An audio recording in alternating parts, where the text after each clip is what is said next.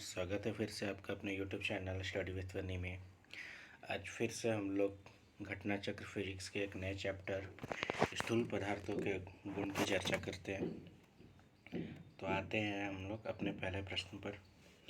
वर्षा की बूंद की गोलाकार आकृति का कारण है, तो इसका कारण है पृष्ठ तनाव। ठीक है, गोलाकार की आकृति में न द्रव का घनत्व का कोई रोल है, ना ही वायुमंडलीय दाब का, ना ही गुरुत्व का। तो इसका आंसर हो जाएगा पृष्ठ तनाव।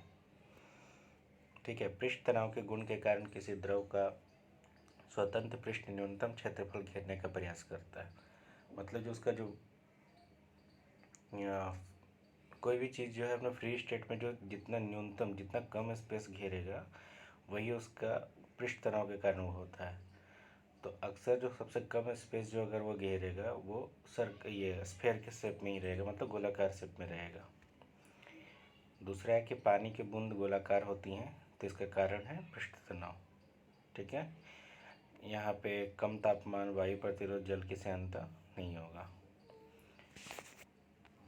आते हैं तीसरे नंबर क्वेश्चन पे। वर्षा की बूंदें गोलाकार होती हैं क्योंकि जल में पृष्ठ तनाव होता है। क्वेश्चन नंबर 4 है, द्रव बूंद की संकुचित होकर न्यूनतम क्षेत्र घेरने की प्रवृत्ति का कारण है। अभी पढ़े थे न्यूनतम क्षेत्र, तो वो हो जाएगा पृष्ठ तनाव। तेल जल के तल पर फैल जाता है क्योंकि तेल का तल तनाव पानी से कम है। तल तनाव को ही पृष्ठ तनाव भी कहते हैं। ठीक है, दूसरा एक कारण हो सकता है कि डेंसिटी भी कम होता है। तेल का जो डेंसिटी घनत्व होता है वो पानी से कम होने के कारण ही वो ऊपर तैरता है। ठीक है, क्वेश्चन नंबर 6 है, मिट्टी का तेल पानी के ऊपर इसलिए तैरता है।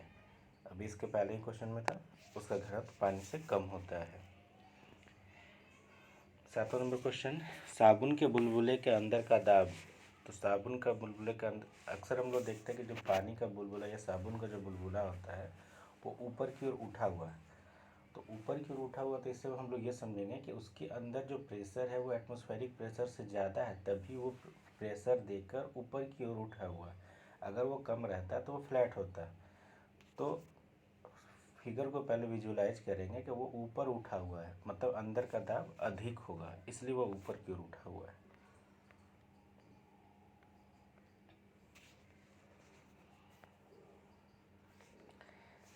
यदि साबुन के दो भिन्न भिन्न व्यास के बुलबुले को एक नली के द्वारा एक दूसरे के संपर्क में लाया जाए तो क्या घटित होगा। तो छोटा बुलबुला है और छोटा, और बड़ा बुलबुला और बड़ा हो जाएगा। जैसे जिस भी बुलबुले का साइज छोटा है, ठीक है, तो उसके अंदर प्रेशर ज़्यादा है, वो उसको मतलब ज़्यादा बड़ा होने नहीं दिया। और अगर बड़ा है तो उसके अंदर प्रेशर जो है वो मतलब कम है। जैसे किसी भी बुलबुले का आकार उसमें भरे गैस के दबाव और पानी की फिल्म की त्रिज्या और मोटाई पर निर्भर करता है। ठीक है, छोटे बुलबुले में गैस का दबाव बड़े बुलबुले की अपेक्षा अधिक होता है, अतः नली में एक दूसरे के संपर्क में लाने पर छोटा बुलबुला और छोटा, और जबकि बड़ा बुलबुला और बड़ा हो जाएगा। मतलब वो छोटा इसलिए हो गया क्योंकि उसके अंदर ताकत ज़्यादा थी, बड़ा नहीं हो पाया, वो खुद को रोक लिया। और बड़ा वाला इसलिए फैल गया कि उसके अंदर ताकत कम थी, इसलिए वो फैल गया। अक्सर हम लोग देखते हैं कि कोई कोई बलून जब हम लोग फुलाते हैं तो कोई कोई जो उसका पार्ट का हिस्सा होता है वो कमज़ोर होता है, वो जल्दी फूल जाता है। और कोई कोई एरिया जो होता है वो मोटा होता है, जिसको हम लोग क्या करते हैं वो नहीं फूलता है, तो फिर हम लोग खींचते हैं अपने हाथ से उसको कमज़ोर करने के लिए, तब फिर वो बराबर में फैलता है। तो सेम चीज़ यही हुआ यहाँ पे भी। क्वेश्चन नंबर 9 है, हाइड्रोजन से भरा हुआ पॉलीथीन का गुब्बारा पृथ्वी के तल स्थल से छोड़ा जाता है तो वायुमंडल में ऊंचाई पर जाने पर क्या होगा। तो गुब्बारे के आमाप में वृद्धि होगी। जैसे ही ये ऊपर जाएगा तो वायुमंडल में ऊंचाई पर जाने पर वायु का घनत्व तो कम हो जाता है, तो इसलिए गुब्बारे के आमाप में वृद्धि होगी, ये बड़ा होते चला जाएगा। क्योंकि जितना ज़्यादा प्रेशर ज़्यादा रहेगा और घनत्व तो ज़्यादा रहेगा तो वो दबा कर रखेगा। जैसे ही ऊपर जाएगा तो हल्का होते जाएगा, तो वो फैलते चला जाएगा। क्वेश्चन नंबर 10 है, जब किसी साबुन के बुलबुले को आवेशित किया जाता है तो निम्न में से क्या घटित होती है। तो उसकी त्रिज्या बढ़ जाती है। बुलबुले को आवासित किए जाने पर यह फैलेगा और त्रिज्या बढ़ जाएगी। ठीक है, एक ही पदार्थ से बने 4 तार जिनकी विमाएं नीचे दी गई हैं अलग अलग बार में एक ही भार से खींचे जाते हैं, तो निम्न में से एक में अधिकतम दायरे वृद्धि होगी। तो किस में होगी। तो 3 मीटर लंबाई और 1.5 mm मदददार में होगी। कैसे? तो इसका देखिए यंग्स मॉडुलस का जो फार्मूला होता है F/A = Δ L/L, मतलब फोर्स बाई एरिया, और डेल्टा एल मतलब change in length by total length. ठीक है, तो डेल्टा एल यानी चेंज इन लेंथ जो होता है वो L/R², मतलब जो उसका रेडियस है और जो उसका लेंथ है उसके प्रोपोर्शनल होता है।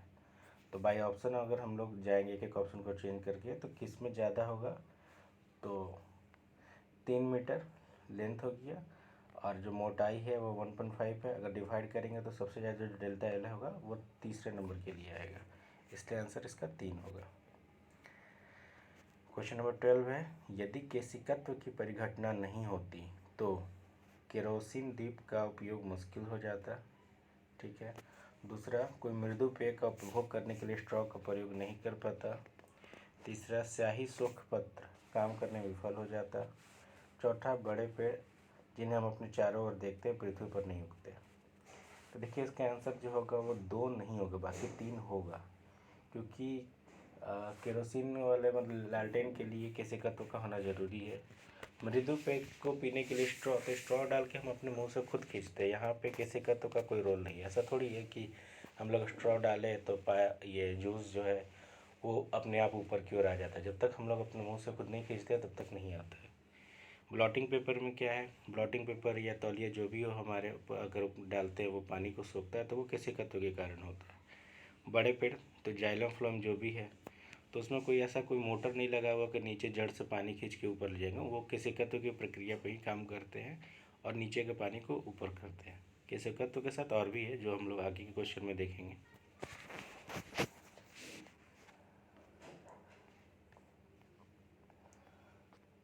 क्वेश्चन नंबर 13, निम्नलिखित में से किस एक के लिए केशिकत्व एकमात्र कारण नहीं है? देखिए केशिकत्व एकमात्र कारण, ठीक है, तो स्याही के सोखना में है, भूमिगत जल का ऊपर चढ़ना के लिए है, सूती कपड़े का जल की बूंद पर फैलना है, पौधे की जड़ों से जल का केवल इसके पर्ण समूह पत्तों की ओर बढ़ना, ये सिर्फ केशिकत्व के लिए नहीं, इसमें इसके अतिरिक्त प्रस्वेदन, संसंजन बल, कोहेसिव फोर्स आदि भी क्रियाएं उत्तरदायी हैं। क्वेश्चन नंबर 14 कह रहा है, बत्ती वाले स्टोव में केरोसिन की बत्ती ऊपर चढ़ने का कारण है, तो ये कारण है पृष्ठ तनाव। ठीक है, अगर यहाँ पर ऑप्शन केशिकत्व रहता तो केशिकत्व भी मारते। कहा जाता है कि जिसका जितना ज़्यादा पृष्ठ तनाव होगा वो उतना ज़्यादा ऊपर की ओर चढ़ेगा। पृष्ठ तनाव के कारण ही केशिकार्षण होता है, जिसके फलस्वरूप द्रव पतली से पतली नली के में प्रवेश कर ऊपर चढ़ जाते हैं। क्वेश्चन नंबर 15 कह रहा है कि एक केस नली में जल की अपेक्षा एक तरल अधिक ऊंचाई चढ़ता है, इसका कारण है तरल का पृष्ठ तनाव जल की अपेक्षा ज़्यादा है। इसमें कहा जा रहा है कि जिस तरल का पृष्ठ तनाव जितना ज़्यादा होगा वो उतनी ज़्यादा ऊंचाई तक चढ़ेगा। जैसा हम लोग देखते हैं एक लालटेन है जिसमें मिट्टी तेल डालते हैं, तो वो क्या है कि वो बत्ती के ऊपर तक आ जाता है। अगर उसी में हम लोग पानी डालते हैं तो उतना ऊंचा वो नहीं आता है, वो आधा तक ही गिरा रहता है। तो वो कारण वही है कि जिसका केशिकत्व ज़्यादा होगा वो ज़्यादा ऊंचाई चढ़ेगा। क्वेश्चन नंबर 16 है कि जब किसी झील की तली से उठकर वायु बुलबुला ऊपरी सतह तक आएगा तो उसका आकार बढ़ जाएगा। क्यों बढ़ेगा? जैसे जैसे हम लोग गहराई में जाते हैं तो प्रेशर जो है, एक तो एटमॉस्फेरिक प्रेशर, ऊपर से जितनी गहराई में जा रहे हैं तो उतना पानी हमारे ऊपर है तो उसका प्रेशर है। तो जैसे ही कोई चीज़ अगर नीचे होगी तो प्रेशर ज़्यादा होगा तो वो छोटा होगा, क्योंकि वो उसको बड़ा, इतना ज़्यादा प्रेशर है कि वो उसको छोटा रख रहा है, बड़ा नहीं होने दे रहा है। तो जैसे जैसे वो ऊपर आएगा प्रेशर कम होते जाएगा तो उसका साइज़ जो है वो बढ़ता चला जाएगा। इसलिए हम लोग देखते हैं कि जब भी अंडर डाइविंग किया जाता है, मतलब गोताखोर लोग जाते हैं तो बॉडी सूट पहन के जाते हैं। जैसे हम लोग नॉर्मल पानी में ये तैरते हैं तो उसमें कोई भी बॉडी सूट की ज़रूरत नहीं होती है, लेकिन जो गोताखोर जो काफ़ी अंदर तक जाते हैं उनको बॉडी सूट पहनने की ज़रूरत, क्योंकि हमारा जो शरीर है वो उतना अधिक प्रेशर नहीं झेल सकता, इसलिए बॉडी सूट की ज़रूरत होती है। क्वेश्चन नंबर 17 है, हवाई जहाज़ से यात्रा करते समय पेन से स्याही निकलने लगती है, क्योंकि वायु दाब की कमी के कारण। जैसे हमारा जो पेन है वो पेन का रिफिल जो हमारा काम करता है वो नॉर्मल एटमॉस्फेरिक प्रेशर पे काम करता है, जो हम लोग धरती पर आते हैं। जैसे ही हम लोग ऊंचाई पे जाएंगे तो एटमॉस्फेरिक प्रेशर कम होगा तो क्या होगा कि पीछे से जो रिफिल है वो निकल जाएगा। क्वेश्चन नंबर 18 है, ऑटोमोबाइल्स में हाइड्रोलिक ब्रेक के कार्य करने का सिद्धांत है। तो ये है आर्किमिडीज, ये पास्कल का नियम का। ठीक है, हाइड्रोलिक प्रेस, हाइड्रोलिक लिफ्ट्स जो भी हैं ये पास्कल के नियम पे आधारित है। बैरोमीटर के पठन में अचानक गिरावट हो जाने से निम्नलिखित में से कौन सी एक मौसम दशा इंगित होती है? तो अचानक गिरना जो है वो आंधी तूफान या तूफानी मौसम का सूचक है। क्वेश्चन नंबर 20 कह रहा है कि नीचे दिए हुए 4 छिद्रों वाले फव्वारे के चित्र पर ध्यान दीजिए। ठीक है, फव्वारे के कौन से छिद्र में पानी अधिकतम दूरी तक फेंका जाएगा? तो जैसे हम लोग देखते हैं कि जितना ज़्यादा नीचे हाइट है उतना ज़्यादा प्रेशर होगा। तो जब पानी जो ऊपर होगा तो सबसे ज़्यादा प्रेशर किस पे होगा? तो 1 नंबर पे होगा, तो वो ज़्यादा दूर तक जाएगा। 2 नंबर पे उससे कम, 3 पे उससे कम, 4 पे सबसे कम। क्योंकि जितना कम प्रेशर उतना, जैसे हम लोग देखते हैं ना कि अगर हम लोग नॉर्मल एक पाइप से पानी, नल से पानी खोलें पाइप से, ठीक है, तो जिस तरह से हम लोग को उसके क्रॉस सेक्शन एरिया को हाथ से बंद करते जाते हैं, पानी का जो प्रेशर वो बढ़ते जाता है, वो ज़्यादा दूर तक जाता है। तो मतलब जैसे ही हम लोग एरिया कम किए वो भी प्रेशर बढ़ा, क्योंकि एक फार्मूला होता है A1 V1 equal to A2 V2। मतलब जो A1 जो है वो एरिया हो गया, V1 जो है वेलोसिटी हो गया। ये इक्वेशन ऑफ कंटिन्यूटी जो है हर जगह अप्लाई होगा। जैसे ही एरिया कम करेंगे स्पीड ज़्यादा हो जाएगा। जैसे कैसे हम लोग देखते हैं कि एक नल से हम लोग पानी खोलें तो उसका स्पीड सेम ही है, लेकिन अगर वही पाइप मोटा है तो पानी का धार कम दूर तक जाता है, और पाइप पतला है तो पानी का धार जो है वो ज़्यादा दूर तक जाता है। इसका एक फार्मूला वही होता है, जैसे फार्मूला है V, तो V² equal to U² plus 2GH। ठीक है, तो यहाँ पे इनिशियल में तो U तो 0 होगा, तो टर्सोली के अकॉर्डिंग क्या होगा कि V² बराबर 2GH। तो V को अंडर रूट करेंगे तो V इक्वल टू √2GH हो जाएगा। तो जितना सर्वाधिक दूरी के लिए V इक्वल टू √2GH निकालते हैं। यहाँ पे H जो है वो हाइट है, कितना ऊंचाई है। एक तरल किसी सिलेंडराकार पाइप में धारा रेखीय रीति से बह रहा है, ठीक है, स्ट्रीमलाइन फ्लो हो रहा है, तो कौन सा ग्राफ फॉलो करेगा? तो स्ट्रीमलाइन के लिए क्या होगा कि ऑप्शन डी, जैसे बीच में ज़्यादा स्पीड होगा और किनारों पे, पाइप के किनारों पे स्पीड कम होगा, क्योंकि पानी का जो है अपने पाइप के सतह से जितना दूर होगा उसका स्पीड उतना ज़्यादा होगा। वो संसंजक बल काम नहीं करेगा, वो उसको पानी को रोकेगा नहीं, जितना दूर उसका स्पीड ज़्यादा, इसलिए ग्राफ जो है वो 4 हो गया आंसर। क्वेश्चन नंबर 22 है, ताप बढ़ने के साथ द्रव की श्यानता क्या होती है? तो घटती है। द्रव की श्यानता, श्यानता मतलब वो धीरे धीरे, जैसे हम लोग तेल है, नॉर्मल तेल या घी हो गया, तो वो क्या होता है, गाढ़ा होता है। जैसे ही हम उसको गर्म करते हैं, नॉर्मली हम लोग जैसे खाना बना रहे, अगर तेल डाल रहे, गर्म कर रहे, तो शुरुआत में वो तेल जो होता है वो गाढ़ा होता है। जैसे जैसे वो गर्म होते जाता है वो तेल फैलने लगता है, पतला हो जाता है, अब वो चिपकता नहीं है बर्तन में। सेम उसी प्रकार से घी जो स्टार्टिंग में अगर गाढ़ा है, अगर उसको गर्म चीज़ पर डाले तो वो फैल जाएगा, उसकी श्यानता कम हो जाएगी। यहाँ पर दिया हुआ कि जून माह में सीरा, चीनी का सीरा जनवरी माह की तुलना में कम श्यान होता है। मतलब जून में गर्मी है, वो सीरा पतला होगा, और वही सीरा जो है ये ठंडी में गाढ़ा हो जाएगा। तो मतलब क्यों? तो इस पर टेम्परेचर जो है वो डिपेंड कर रहा है। क्वेश्चन नंबर 23 से सबसे ज़्यादा श्यानता होती है, तो ऑप्शन के अकॉर्डिंग चले जाएंगे शहद की। ठीक है, शहद, शहद के बाद खून, खून के बाद जल, जल के बाद वायु। निम्न में से कौन सबसे अधिक श्यान है? तो अल्कोहल, पानी, शहद, गैसोलीन में सबसे अधिक हो जाएगा शहद। क्वेश्चन नंबर 25 कहता है, तापमान में वृद्धि के साथ ग्लिसरीन की श्यानता बढ़ जाती है। नहीं, अभी तो हम लोग देखिए कि जैसे ही तापमान बढ़ा रहे हैं श्यानता घट रही है। मतलब जैसे ही हम हीट कर रहे हैं वो पतला होते जा रहा है, तो यहाँ पे नहीं घटेगी। तापमान में वृद्धि अणुओं की गतिज ऊर्जा को बढ़ा देती है। हाँ, तापमान में गति करेंगे तो उसकी गतिज ऊर्जा तेज होगी, तभी तो वो पतला होगा। जैसे हम लोग देखते हैं कि जैसे ही एक कढ़ाई में अगर तेल डाल रहे हैं, ठीक है, तेल पूरा हीट है, अगर उसमें पानी की बूंदें चढ़ जाए तो उतना ज़्यादा वो चटकता है। कम ठंडा होने पर वो चटकता नहीं है। क्यों? तो तापमान में वृद्धि है तो उसकी गतिज ऊर्जा है वो क्या होगा, बढ़ा दे रहा है, वो तेज कर देता है उस चीज़ को। क्वेश्चन नंबर 26 है, कड़े जाड़े में झील की सतह हिम शीतित हो जाती है किंतु उसके तल में जल द्रव अवस्था में बना रहता है, इसका कारण क्या है? तो जल की जो सघनता है वो 4 डिग्री सेल्सियस पर अधिकतम होती है। ठीक है, होता क्या है इसमें कि जैसे ही बहुत ज़्यादा अधिक ठंड पड़ने लग जाती है, शीत हवा चलता है, ऊपर के जो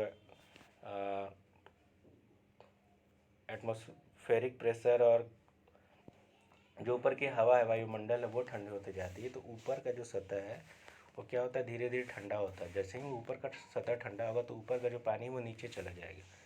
ये जो प्रक्रिया है लगातार बनते रहता है। एक समय ऐसा आता है कि जो ऊपर का पानी है वो 0 डिग्री सेल्सियस तक पहुंच जाता है और नीचे के काफ़ी नीचे एरिया तक का भी जो एरिया होता है वो भी 0 डिग्री सेल्सियस तक बन जाता है। तो एक मोटा सा जो है लेयर जो बर्फ़ का वो बन जाने के कारण जैसे हमारा जो झील हो गया, नदी हो गया या फिर गहरा समुद्र हो गया, तो ऊपर का एरिया काफ़ी वो गहरा होने के कारण ऊपर का एक मोटा एरिया जो है वो जम जाता था। जम जाने के कारण क्या होता है कि फिर जो है टेम्परेचर वो इतना काम नहीं कर पाता है कि पूरे झील को जमा दे। इसलिए क्या होता है कि ऊपर का एरिया जम गया, उसके बाद जो मोटा एरिया है वो बैरियर का काम करेगा, ऊपर का जो टेम्परेचर है उसको नीचे ट्रांसफ़र नहीं होने देता है। इसलिए झील की तली जो है वो नहीं जमने के कारण नीचे के जीव जंतु जो हैं वो सेफ रहते हैं।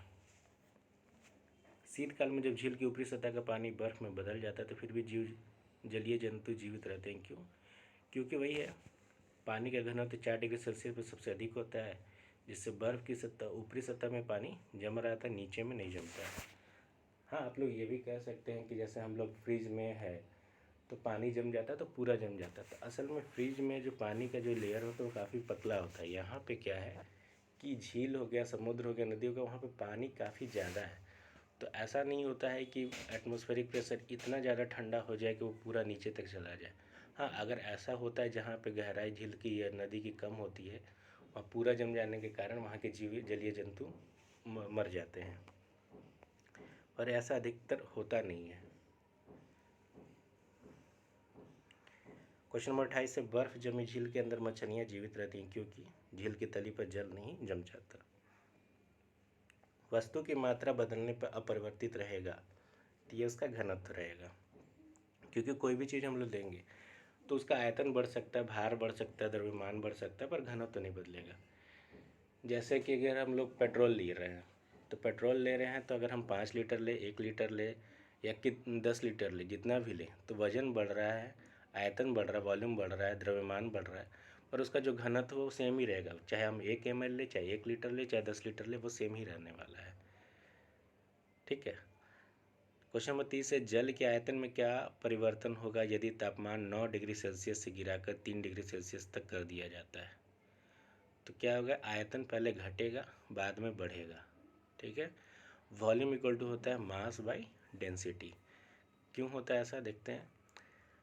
होता क्या कि पहले तो 9 डिग्री से 4 डिग्री सेल्सियस तक ले जाएंगे तो 4 डिग्री सेल्सियस पर जल का घनत्व अधिकतम होता है, तो घनत्व के इन्वर्सली प्रोपोर्शनल होगा।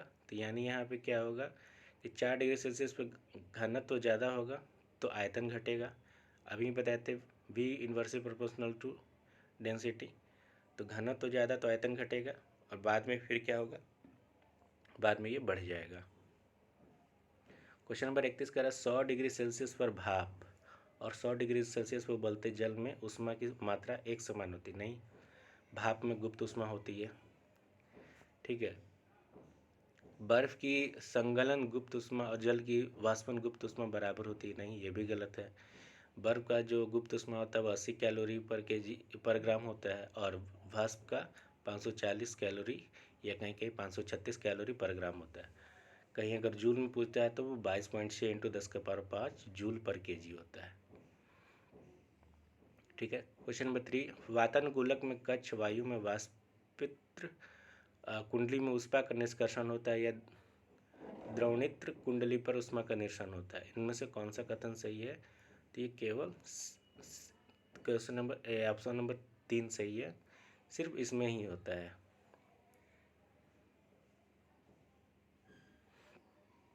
क्वेश्चन नंबर 32 है, पानी का अपेक्षित घनत्व सर्वाधिक किस ताप पर होता है? तो ये 4 डिग्री सेल्सियस पर होता है, हम लोग पहले भी देख लिए। किस ताप पर पानी की घनत्व अधिकतम होता है? तो ये 4 डिग्री सेल्सियस पर।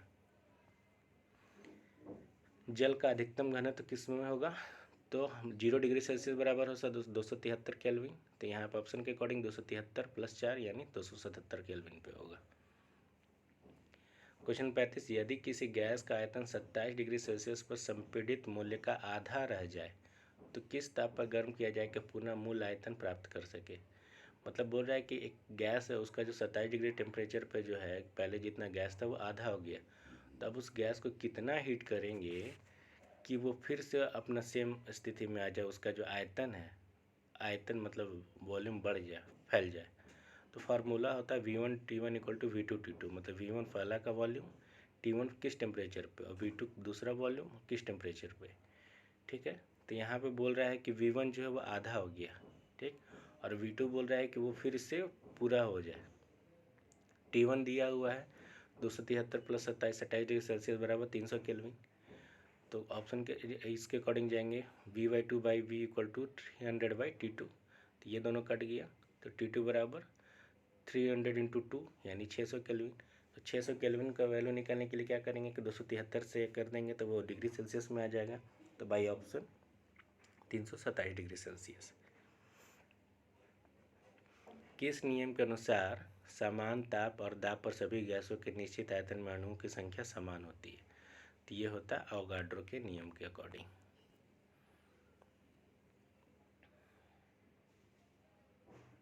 अवोगाड्रो के नियम के अनुसार समान ताप और दाब पर सभी आदर्श गैसों के समान आयतन में कणों या अणुओं की संख्या समान होती। क्वेश्चन नंबर 37 है, निम्न में से किन परिस्थितियों का एक कंटेनर में भरे हुए कार्बन डाइऑक्साइड के अणुओं के बीच दूरी बढ़ेगी? तो ये हो जाएगा जब कंटेनर का आयतन बढ़ाने में, जब कंटेनर का साइज बड़ा कर देंगे तो क्या होगा कि वो उसके जो आयतन है वो बढ़ जाएगा। कंटेनर का बड़ा करेंगे तो उसका वॉल्यूम बढ़ गया। अभी जैसे हम लोग एक सिलेंडर लेते हैं, वो उतना उस साइज का सिलेंडर है, उसमें 14 kg गैस है, अगर वो सिलेंडर बड़ा कर दें और उसमें फिर से 14 kg गैस डाले तो क्या होगा, उसका वॉल्यूम बढ़ेगा, गैस फैल जाएगा। दूसरा ऑप्शन कह रहा है कि कंटेनर में कुछ कार्बन डाइऑक्साइड की गैस लीक होने पे, जब गैस लीक हो जाएगा तब भी उसका वॉल्यूम बढ़ जाएगा। अणुओं के बीच की दूरी बढ़ाने के लिए बोल रहा है, तो हाँ। क्वेश्चन नंबर 38 है, लोहे का एक गोला पारद पर तैरता है किंतु पानी में डूब जाता है। ठीक है, कारण लोहे का अपेक्षित घनत्व पारद के अपेक्षित घनत्व से अधिक होता है, नहीं अधिक होगा तो वो डूब जाएगा।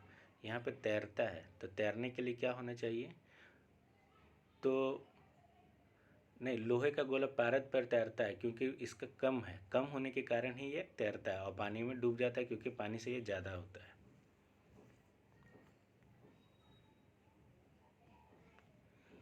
क्वेश्चन नंबर 39, लोहे की कील पारे पर क्यों तैरती है जबकि पानी में डूब जाती है? क्योंकि लोहे का घनत्व जो है पानी से अधिक है और पारे से कम है। एक सुई पानी में डूब जाती है जबकि लोहे का बना जहाज पानी पर तैरता है, क्यों? क्योंकि सुई का अपेक्षित घनत्व उसके द्वारा हटाए हुए पानी के अपेक्षित घनत्व से अधिक होता है। ठीक है, और जहाज जो है वो आर्किमिडीज प्रिंसिपल पर काम करता है। क्वेश्चन नंबर 41 है, लोहे की सुई पानी की सतह पर किस कारण से तैरती रहती है? तो वो पृष्ठ तनाव के कारण तैरती रहती है।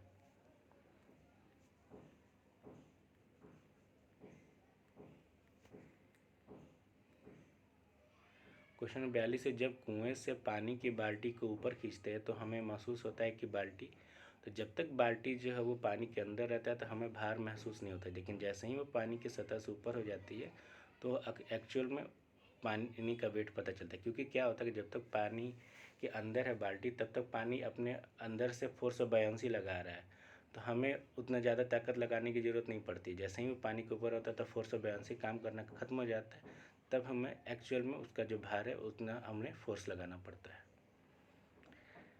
क्वेश्चन नंबर 43 है कि भारहीन गुब्बारे में 200 ग्राम जल भरा गया है, उसका जल में भार होगा, तो जैसे ही उसको जल में डालेंगे तो वो फोर्स लगा देगा, फोर्स ऑफ बायंसी लगा देगा, तो जल में उसका भार क्या होगा, तो वो शून्य हो जाएगा।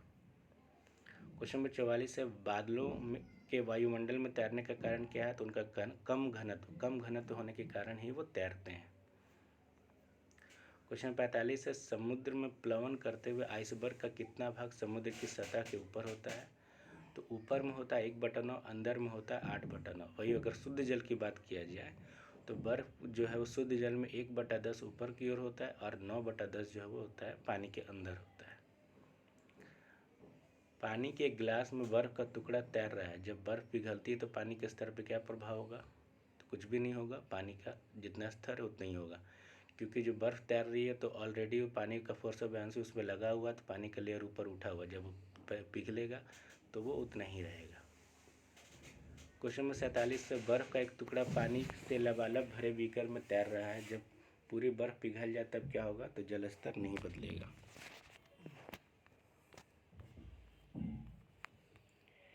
क्वेश्चन नंबर 48 कह रहा है पानी के 4 डिग्री सेल्सियस पर शरीर तैरता है। यदि तापमान 100 डिग्री सेल्सियस हो जाए तो क्या होगा? तो ये शरीर जो है वो डूब जाएगा, क्योंकि 4 डिग्री सेल्सियस पर जो है पानी का घनत्व अधिक होता है। 100 डिग्री सेल्सियस पर इसका घनत्व कम हो जाए के कारण वो फिर से डूब जाएगा। क्वेश्चन नंबर 49 है कि समुद्र में नदी की अपेक्षा तैरना आसान होता है, क्योंकि समुद्र का जल नमकीन होता है। नमकीन होने का अच्छा मतलब ये है कि उसमें मिलावट, उसमें घनत्व जो है वो अधिक है। थोड़ा सा ये जो इसमें ऑप्शन जो है वो डाउटफुल है, क्योंकि आंसर यहाँ पे सी भी हो सकता है, समुद्री जल भारी होता है। क्वेश्चन नंबर 50 है कि एक पिंड का अधिकतम भार निम्नलिखित में से किसमें होता है? तो ये हाइड्रोजन में। हाइड्रोजन हल्का होने के कारण किसी भी पिंड का अधिकतम भार जो होगा, कोई भी इस वायु हो गया, जल हो गया, नाइट्रोजन हो गया, इसमें एक भार है तो ये अपना भार का एक प्रेशर फोर्स लगाते हैं लगाएंगे, लेकिन हाइड्रोजन सबसे हल्का होने के कारण कोई भी चीज़ नहीं लगाएगा।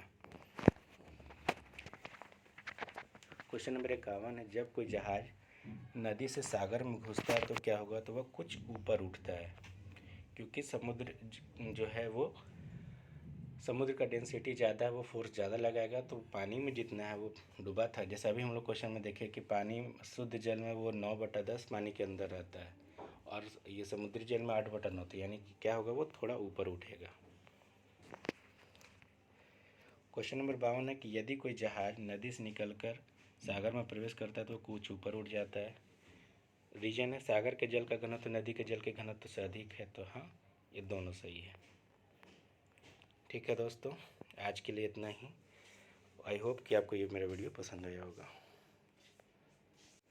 दोस्तों आई होप कि आपको मेरा वीडियो पसंद आया होगा। अगर पसंद आया तो ज़रूर प्लीज़ इसे लाइक कीजिए, शेयर कीजिए, और जितना से ज़्यादा से ज़्यादा अपने स्टडी ग्रुप में इसको शेयर कीजिए, अपने दोस्तों तक फैलाइए। प्लीज़ इसको लाइक, शेयर और सब्सक्राइब कीजिए।